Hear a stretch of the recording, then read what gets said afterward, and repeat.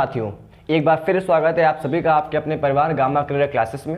दोस्तों, फिजिक्स की सीरीज़ में हम लोगों ने पिछली वाली क्लास में सिंपल माइक्रोस्कोप के बारे में बहुत अच्छे से डिस्कशन कर लिया था और आज का जो हम लोग का टॉपिक होने वाला है वो है कंपाउंड माइक्रोस्कोप, यानी जिसको हम लोग बोलते हैं संयुक्त सूक्ष्मदर्शी। ठीक है, सभी बच्चे क्या करेंगे, मैं आप लोग से एक रिक्वेस्ट करना चाहूँगा कि जो मैंने पिछली वाली क्लास में सिंपल माइक्रोस्कोप पढ़ाया था, जिन बच्चों ने अभी तक सिंपल माइक्रोस्कोप नहीं पढ़ा है वो जा करके पहले सिंपल माइक्रोस्कोप को बिल्कुल कंप्लीट कर लें और फिर कंपाउंड माइक्रोस्कोप को समझने का प्रयास करें, तो उनको बहुत अच्छे से कंपाउंड माइक्रोस्कोप भी समझ में आ जाएगा। क्योंकि मैंने कई सारे ऐसे पॉइंट हैं जो आप लोग के लिए बहुत ज़्यादा इंपॉर्टेंट है, वो मैंने सिंपल माइक्रोस्कोप में क्लियर करे थे। तो आप उन पॉइंटों को जब समझ जाएंगे तो आप कंपाउंड माइक्रोस्कोप को बहुत अच्छे तरीके से समझ पाएंगे।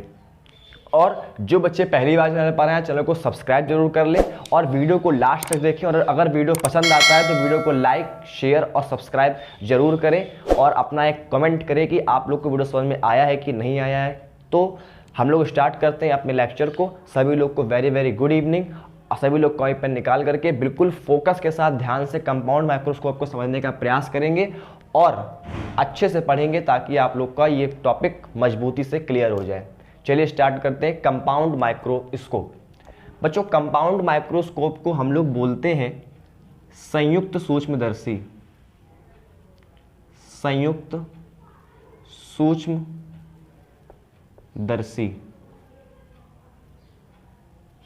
तो कंपाउंड माइक्रोस्कोप को हम लोग संयुक्त सूक्ष्मदर्शी भी बोलते हैं। ठीक, ये इसको हिंदी में बोलते हैं।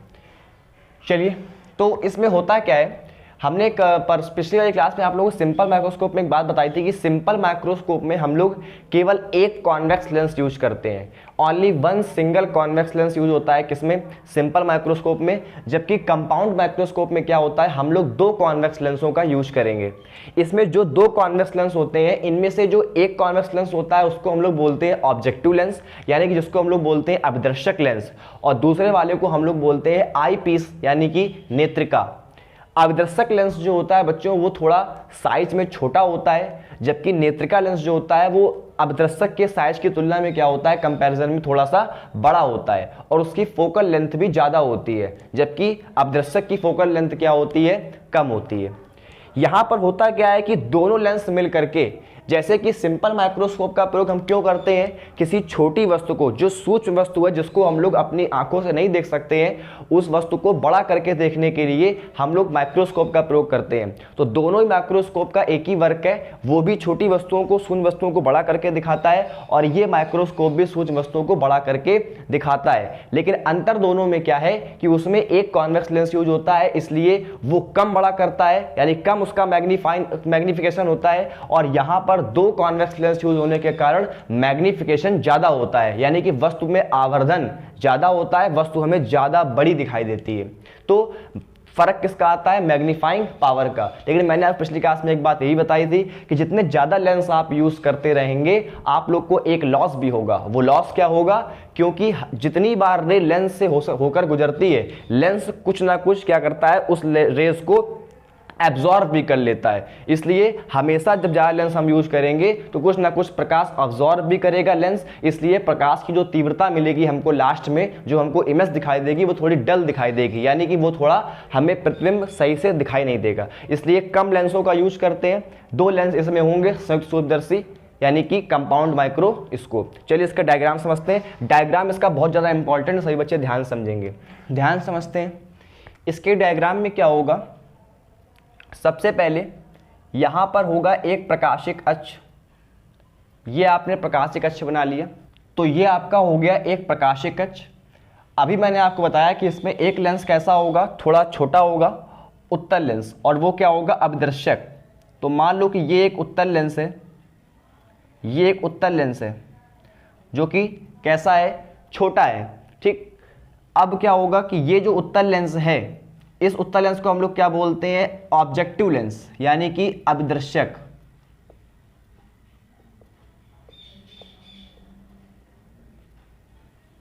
तो इसको हम लोग क्या बोलते हैं, अभिदर्शक। इसका जो प्रथम फोकस होगा वो यहां कहीं पर होगा, जिसको हम लोग क्या बोलेंगे, एफओ डैश। इसका द्वितीय फोकस यहां कहीं पर होगा, बिल्कुल सेम डिस्टेंस पर, इक्वल डिस्टेंस पर होगा, तो यहाँ कहीं पर उसका होगा द्वितीय फोकस, जिसको हम लोग क्या बोलेंगे, एफओ बोलेंगे। क्या बोलेंगे, एफओ बोलेंगे। इस वाले लेंस का काम क्या होगा, इस वाले लेंस को हम लोग अपदर्शक लेंस क्यों बोलते हैं, क्योंकि अपदर्शक लेंस की इंग्लिश होती है ऑब्जेक्टिव लेंस, मतलब ये लेंस ऑब्जेक्ट के पास में रखा होता है। और इस वाले जो अभी लेंस यहाँ पर बनाएंगे वो लेंस कैसा होगा, उस लेंस को क्या बोलते हैं हम लोग, आई पीस, यानी कि वो लेंस कहाँ पर रखा होगा, नेत्रिका, यानी कि वो लेंस कहाँ पर रखा होगा, नेत्र के पास रखा होगा। तो जो लेंस हमारी आंखों के पास रखा होता है उसको हम लोग बोलते हैं नेत्रिका, और जो लेंस वस्तु के पास रखा होता है उसको हम लोग क्या बोलते हैं, ऑब्जेक्टिव लेंस, यानी कि अपदर्शक लेंस। अब इस लेंस के पास वस्तु रखी होगी, तो इसकी जो इसमें जो वस्तु रखी होती है, वस्तु को हम लोग कहाँ पर रखते हैं, इसके फोकस लेंथ के इस तरफ, यानी कि इसकी फोकस दूरी के इस तरफ रखते हैं वस्तु को। तो फोकस दूरी मान लो ये है, तो हमने वस्तु को यहाँ कहीं पर रख दिया, ये हमने एक वस्तु रख दी, और ये एक वस्तु क्या है, ए बी, ये क्या है, एक वस्तु ए बी है।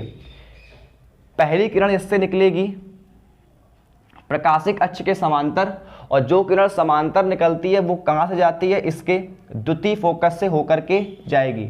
तो ये किरण इसके द्वितीय फोकस से होकर के चली गई। इसके बाद जब ये किरण द्वितीय फोकस से होकर चली गई, इसके बाद जो किरण, इसके बाद जो दूसरी किरण हम कहाँ से निकालेंगे, हम दूसरी किरण निकालेंगे बच्चों इसके प्रकाशिक केंद्र से। ये हो जाएगा इसका प्रकाशिक केंद्र, और दूसरी किरण इसके प्रकाशिक केंद्र को हम ओ मान ले रहे हैं। दूसरी किरण इसके प्रकाशिक केंद्र से होकर के जाएगी, जो कि इसको यहाँ कहीं पर क्या करेगी, कट करेगी, यहाँ पर कहीं पर क्या करेगी, इसको कट करेगी, और कट करने पर इसका यहाँ पर क्या बन जाएगा, प्रतिबिंब बन जाएगा। और इस प्रतिबिंब को हम लोग क्या बोलेंगे, ए डैश बी डैश। इस प्रतिबिंब को हम लोग क्या बोलेंगे बच्चों, ए डैश बी डैश। तो अपदर्शक लेंस का काम क्या होता है कि जो वस्तु इसके फोकस के बाहर रखी हुई है उसका इमेज बनाना, और ये इसकी इमेज कैसी बनाता है, इन्वर्टेड, यानी कि ये इसका उल्टा प्रतिबिंब बनाता है, और कुछ ना कुछ उसको मैग्नीफाइड कर देता है। मतलब जितनी बड़ी वस्तु होगी उससे थोड़ा बड़ा क्या बना देगा, वो प्रतिबिंब बना देगा। ठीक, यानी कि हमें मैग्निफिकेशन देखने को मिल जाएगा पहले वाले लेंस के द्वारा। इसके बाद जो इमेज ये अपदर्शक लेंस बनाता है, नेत्रिका लेंस को हम लोग यहाँ पर इस तरह से रखते हैं। जैसे मान लीजिए नेत्रिका लेंस को अगर मैं रखूँ, थोड़ा बड़ा होता है ये इसके कंपैरिजन में, तो नेत्रिका लेंस को हम लोग इस तरह से रखते हैं कि ये हो गया हमारा नेत्रिका लेंस। तो नेत्रिका लेंस को हम लोग इस तरह से रखते हैं कि इसकी जो प्रथम फोकस दूरी है, जिसको हम लोग बोलेंगे क्या, एली, यानी कि नेत्रिका, तो इसकी जो प्रथम फोकस दूरी है वो इसके इस तरफ आ जाए, यानी ये इमेज इसकी फोकस दूरी के अंदर आ जाए। तो ये वाला ये क्या हो जाएगा, एफ ई। इसके लिए ई के लिए बात कर रहे हैं इसलिए इसको बोलेंगे एफ ई। ठीक, यहाँ ओ के लिए बात करें तो इसको बोला था एफ ओ। ठीक, तो ये क्या हो जाएगा, एफ ई डैश इसके लिए। अब ये वस्तु, इस इमेज को, इस प्रतिबिंब को हमने फोकस के अंदर क्यों रखा, क्योंकि यहाँ पर होगा इसका प्रकाशिक केंद्र कैपिटल ई, और यहाँ पर हो गया इसका फोकस। ध्यान करो, हमने सिंपल माइक्रोस्कोप में वस्तु को कहाँ रखा था, जो वस्तु थी उसको हमने कहाँ रखा था, फोकस और वक्रता केंद्र के, फोकस और प्रकाशिक केंद्र के बीच में रखा था। वही हमने काम यहाँ पर भी कर दिया कि ये एक सिंपल फोकस की तरह कार्य करेगा, सिंपल माइक्रोस्कोप की तरह। देखो, इस वाले लेंस का काम सिर्फ इतना होता है कि इसकी इमेज को तुम यहाँ पर बना दो उल्टा करके, बस। अब इसका काम बचा केवल, अब इसका काम ये इसकी इमेज बनाएगा जो कि फाइनल इमेज बनाएगा। तो इसका काम, इसके लिए वस्तु को कहाँ रखेंगे, तो इसको तुम देखो बिल्कुल सिंपल माइक्रोस्कोप की तरह। सिंपल माइक्रोस्कोप में हमने वस्तु कहाँ रखी थी, सिंपल माइक्रोस्कोप में मैंने वस्तु रखी थी फोकस और प्रकाशिक केंद्र के बीच में। तो वही चीज हमने यहाँ पे कर दी। हमने नेत्रिका लेंस को इस प्रकार से एडजस्ट किया कि ये वस्तु कहाँ पर आ जाए। ये वस्तु किसके लिए है, इसके लिए। मैंने आपको पहले भी बताया था कि जो पहले लेंस के द्वारा जो बनी इमेज है, प्रतिबिंब है, वो दूसरे लेंस में किसका कार्य करेगा, आभासी वस्तु का कार्य करेगा। किसका कार्य करेगा, आभासी वस्तु का कार्य करेगा। तो ये इसके लिए आभासी वस्तु का कार्य करेगा। तो हमने वस्तु को कहाँ रख दिया, इसके प्रकाशिक केंद्र और फोकस के बीच में ले आए। तो हमने नेत्रिका लेंस को इस प्रकार से व्यवस्थित किया कि ये जो इमेज है, जो इसके लिए वस्तु का काम कर रही है, वो कहाँ पर आ जाए, इसके प्रकाशिक केंद्र और फोकस के बीच में आ जाए। ठीक, अब क्या होगा, अब ये इसकी इमेज बनाएगा। ये इसकी इमेज कैसे बनाएगा, सबसे पहले इसके एक समांतर मैं पहली किरण कहाँ निकाल रहा हूँ, ध्यान समझना, इसके समांतर। तो ये किरण मैंने इसके समांतर निकाली।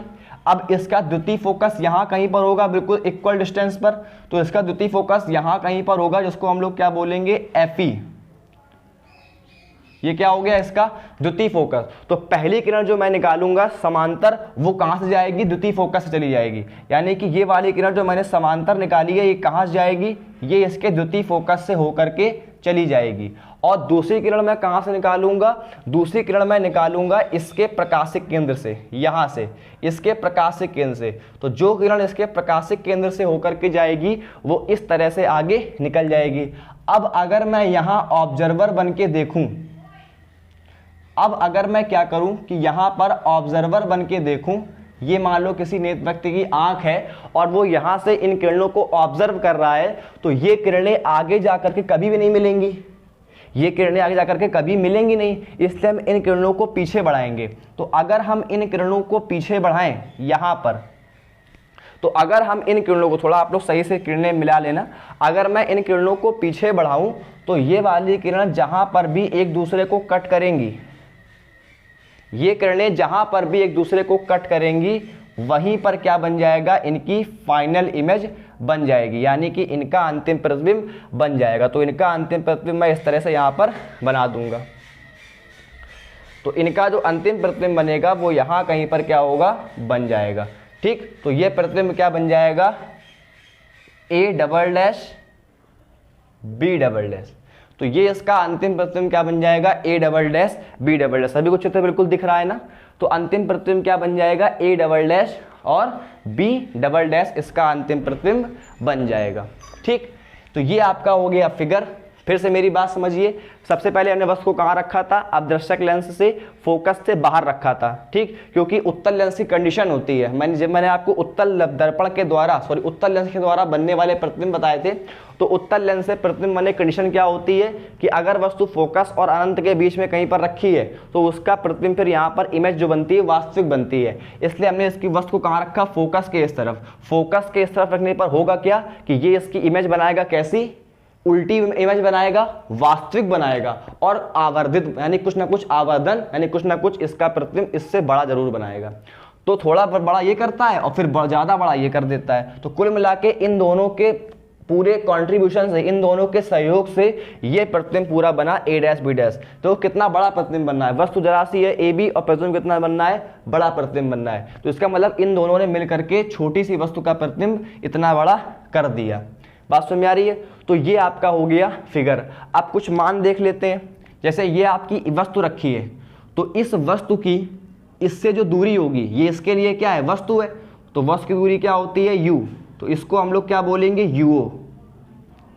ठीक, क्योंकि ये ऑब्जेक्टिव लेंस के लिए है। इसके लिए इमेज कहाँ बन रही है, ये A डैश B डैश, तो इसके लिए ये क्या हो जाएगा, VO।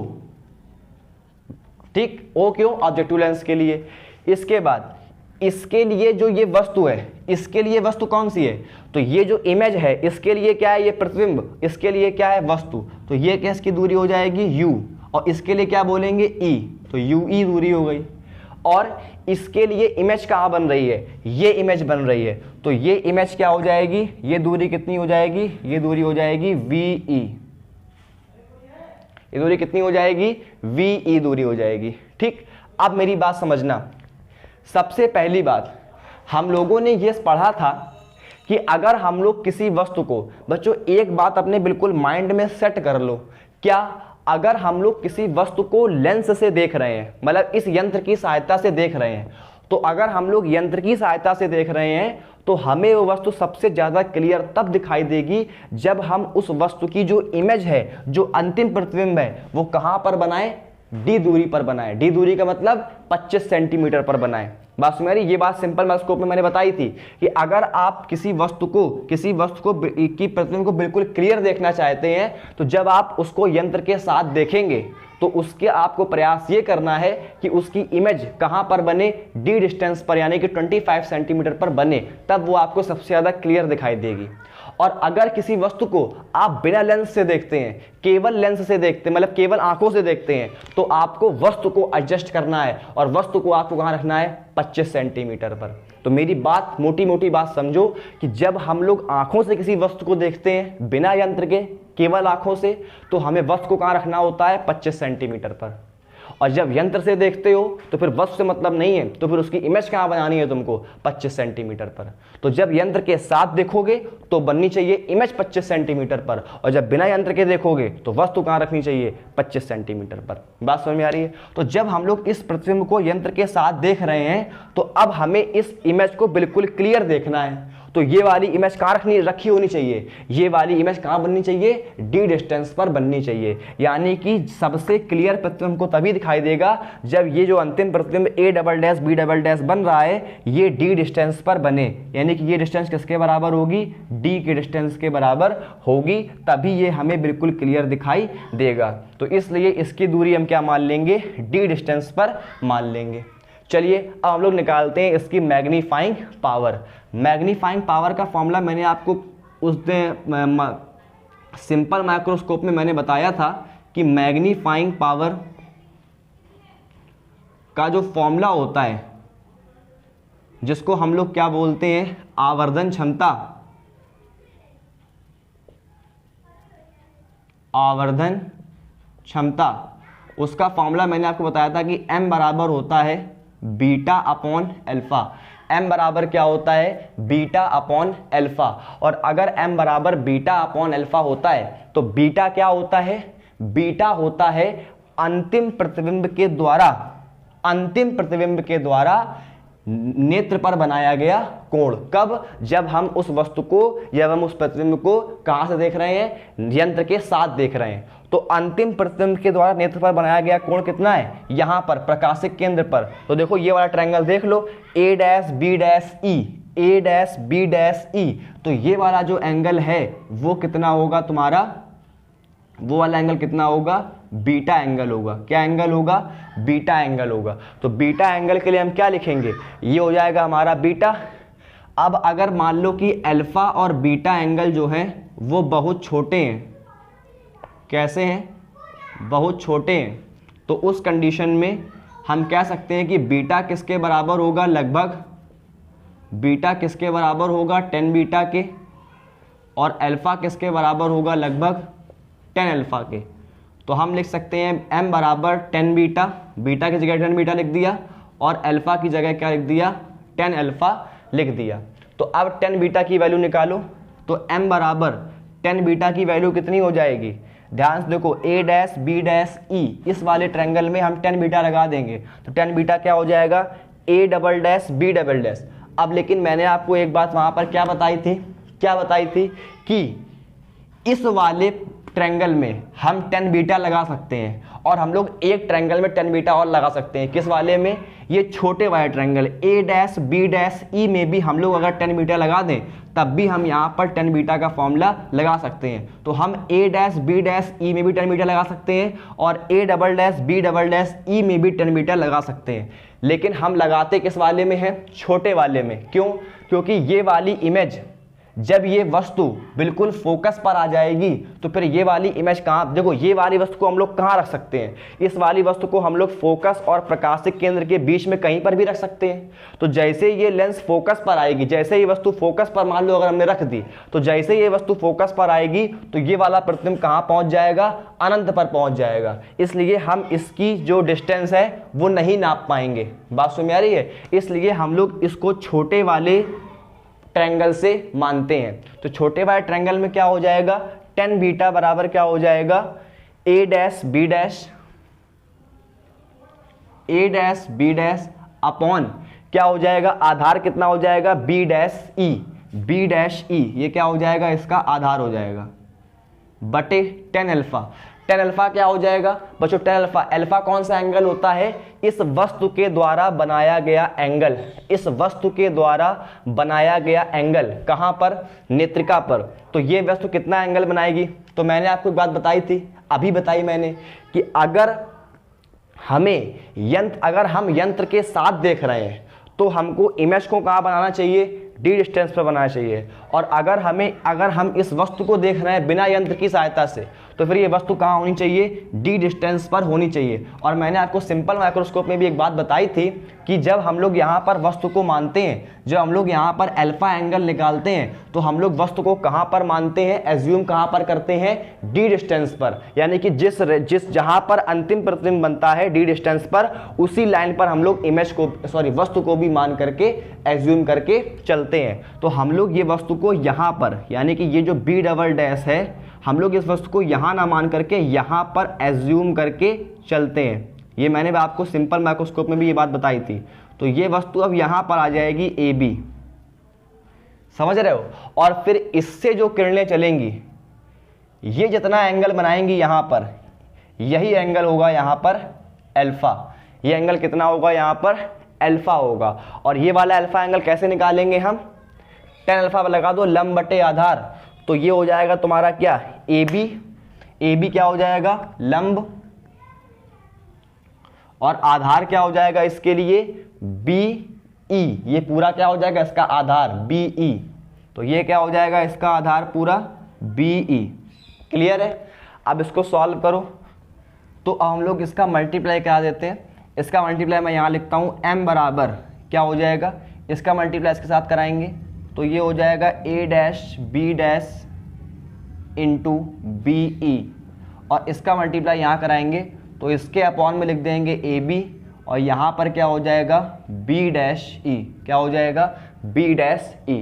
तो मैंने इसका क्रॉस यहाँ पर मल्टीप्लाई करवा लिया, तो m बराबर क्या हो जाएगा, a dash B dash, a dash B dash, ये distance a dash B dash जो डिस्टेंस है, उसकी डिस्टेंस कितनी है, इस वाले लेंस से डिस्टेंस कितनी है इसकी, VO। डिस्टेंस कितनी है, VO। अब ये राइट साइड में, इसलिए किस में रहेगी, पॉजिटिव। तो ये क्या हो जाएगा आपका VO upon AB। AB distance जो है वो इस लेंस से कितनी दूरी पर है, UO दूरी पर है, लेकिन वो लेफ्ट साइड में है इसलिए वो माइनस में रहेगी। तो ये क्या हो जाएगी, माइनस का UO। अब ब्रैकेट इनटू BE। BE कितना है, जो ये BE डिस्टेंस है, यानी कि B से लेकर के E तक की जो डिस्टेंस है वो कितनी है, वो डिस्टेंस कितनी है, यहाँ पर देखो डिस्टेंस कितनी है, वो वाली D डिस्टेंस है। और किस में रहेगी, माइनस में। क्यों, क्योंकि ये लेफ्ट साइड में है, इसलिए किस में रहेगी, माइनस में। तो माइनस का D, और अपॉन में कितना आ जाएगा, B डैश E। तो B डैश E, ये डिस्टेंस कितनी हो जाएगी, B डैश E। ये डिस्टेंस कितनी हो जाएगी आपकी, UV, जो कि लेफ्ट साइड में है इसलिए वो माइनस में रहेगी। तो माइनस का क्या हो जाएगा, UE। तो आपका फॉर्मूला क्या आया, VO अपॉन माइनस का U, और माइनस का D अपॉन माइनस का D, और अपॉन में माइनस का UE। तो आप लोग क्या करोगे कि ये माइनस से माइनस क्या हो जाएगा, कैंसिल, और फाइनली जो फॉर्मूला आएगा वो आएगा m बराबर माइनस का VO अपॉन UO, और ब्रैकेट में D अपॉन UE, और ब्रैकेट में D अपॉन UE। ये क्या आ जाएगा, आपका फाइनल फॉर्मूला आ जाएगा। और इसकी जो मैग्नीफाइंग पावर होगी उसका फॉर्मूला हो जाएगा m बराबर माइनस का VO अपॉन UO, और ब्रैकेट में D अपॉन UE। तो आप लोग को ये मैग्नीफाइंग पावर का फॉर्मूला अच्छे से समझ में आ गया होगा। m बराबर बीटा अपॉन अल्फा लगा दिया, और फिर बीटा अल्फा अगर एंगल बहुत छोटे हैं तो tan beta upon tan alpha. tan beta की वैल्यू यहाँ पर देख ली हमने, इस छोटे वाले ट्रायंगल से A dash B dash E से देख ली, और अल्फा की वैल्यू इस वस्तु को हमने कहाँ पर एज्यूम किया, D डिस्टेंस पर। मैंने आपको सिंपल माइक्रोस्कोप में बताया था कि जब हम लोग यहाँ पर अल्फा एंगल लेते हैं तो इस वस्तु को हम लोग D डिस्टेंस पर मान करके लेते हैं। तो D डिस्टेंस पर एज्यूम करके हमने अल्फा एंगल ले लिया, तो AB अपॉन BE इसका फॉर्मूला आ जाएगा। तो फाइनली फॉर्मूला आ गया m बराबर माइनस का VO अपॉन UO और D अपॉन UE। अब जो इसमें दो कंडीशनें होती हैं वो मैं आपको समझाऊंगा। जल्दी से आप लोग इसका पहले स्क्रीनशॉट ले लो, इसको नोट कर लेना, और इसका स्क्रीनशॉट पहले ले लो और बाद में उसको नोट कर लेना। अब मैं आगे बढ़ रहा हूँ और मैं आपको इसको दो जो कंडीशनें होती हैं, फॉर मैक्सिमम मैग्नीफाइंग पावर और फॉर मिनिमम मैग्नीफाइंग पावर, उनके लिए मैं आप लोग को दोनों कंडीशनें मैं बताता हूँ। चलिए, तो हम लोग आगे बढ़ रहे हैं, इसको हम लोग बिगाड़ देते हैं। सभी ने इसको स्क्रीनशॉट जल्दी से ले लिया, स्क्रीनशॉट जल्दी ले लें इसका।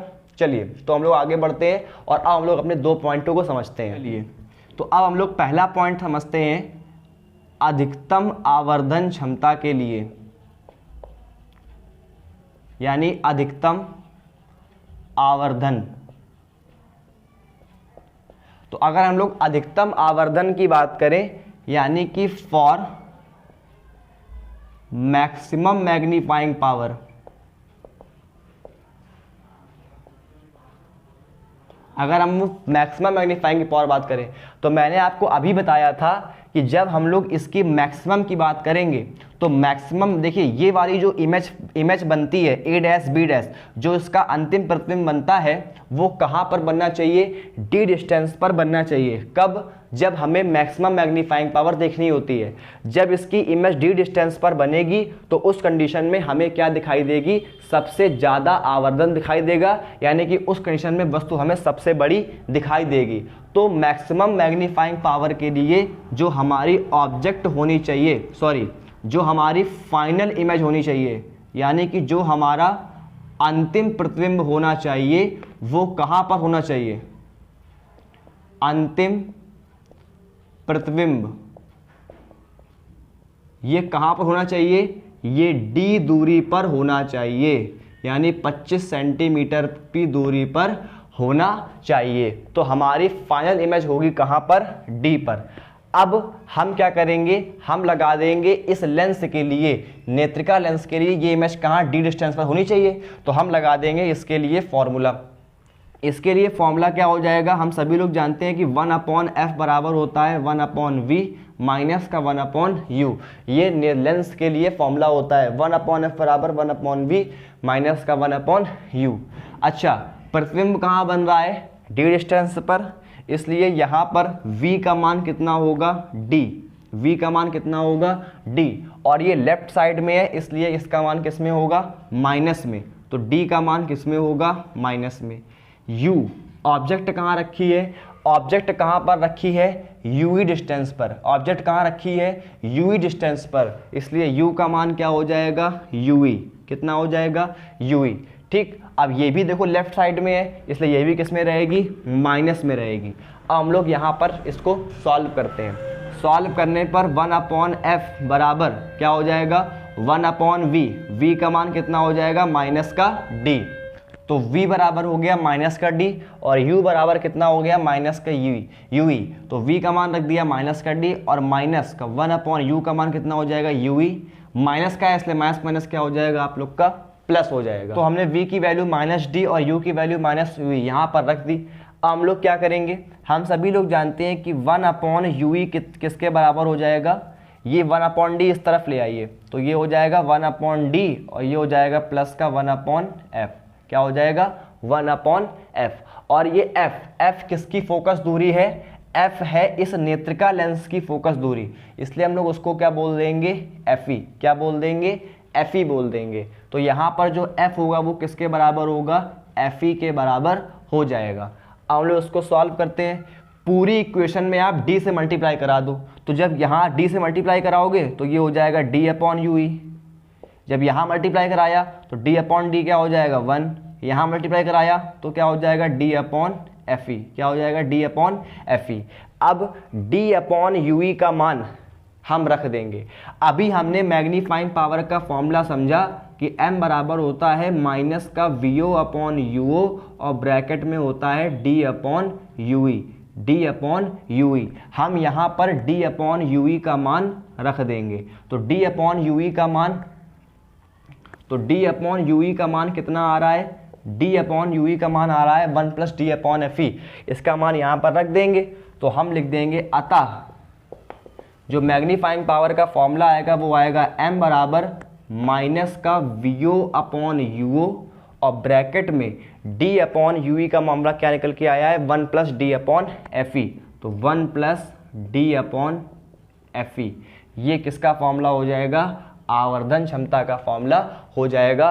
और ये आवर्धन क्षमता कैसी होगी, कैसी होगी, मैक्सिमम होगी। कैसी होगी, मैक्सिमम होगी।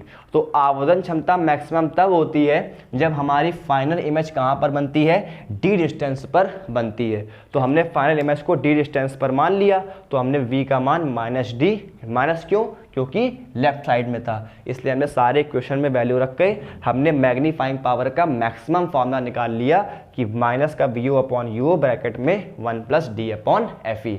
ये फॉर्मूला किसका है, अधिकतम आवर्धन क्षमता का फॉर्मूला है।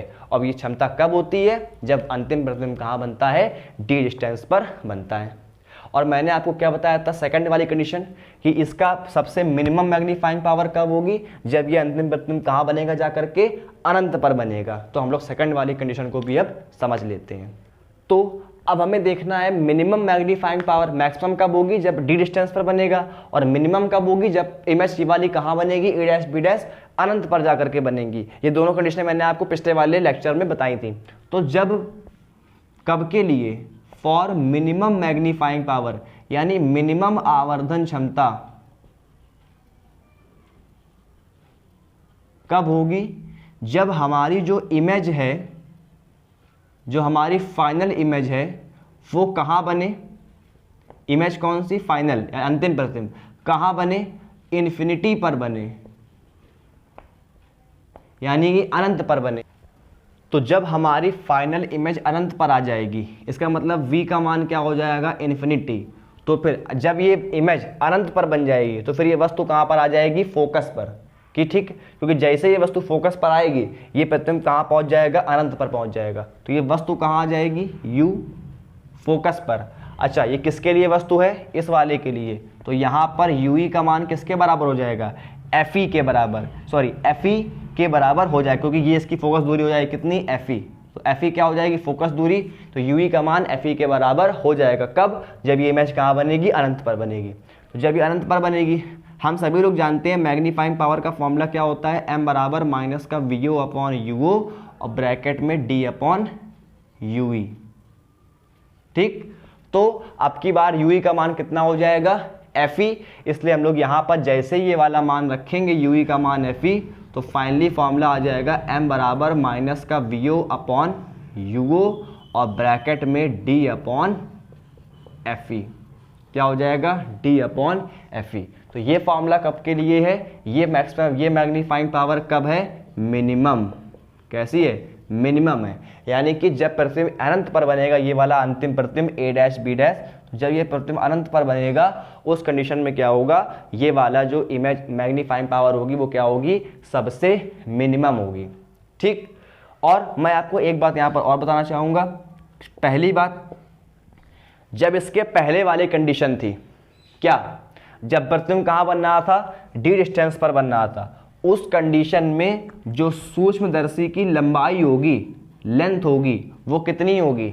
ये कब वाली कंडीशन है? इसके पहले वाली। और सेकंड वाली कंडीशन कौन सी है? ये वाली जो मैं अभी बताऊंगा। तो फर्स्ट वाली कंडीशन में जो लेंथ की लंबाई होगी, सूर्यरश्मि की लंबाई, वो कितनी होगी? ध्यान समझो। इसके लिए इमेज कहाँ है? ये डिस्टेंस कितनी है इसके बीच की? vo। डिस्टेंस कितनी है? vo। और फिर इसके बाद इस लेंस से इसकी दूरी कितनी है? ये ue है। कितनी दूरी है? ue। तो फाइनली जो सूक्ष्मदर्शी की लंबाई होगी वो कितनी होगी? vo plus ue। तो सूक्ष्मदर्शी की लंबाई कितनी हो जाएगी? vo plus ue।